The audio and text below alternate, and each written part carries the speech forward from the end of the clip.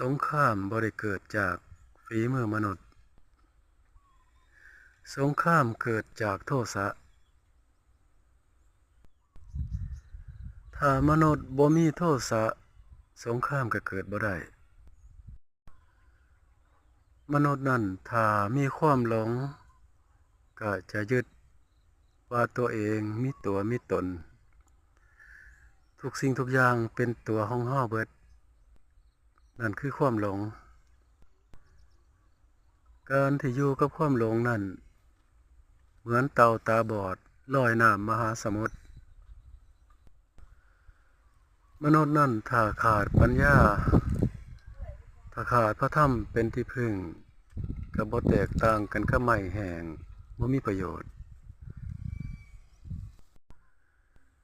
เหมือนไม้ที่ตายแล้วถ้าบ่นำมาใช้ประโยชน์มันก็บ่เกิดประโยชน์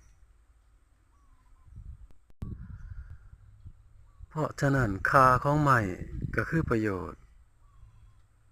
เพราะฉะนั้นค่าของคนก็คือความดีเช่นเดียวกัน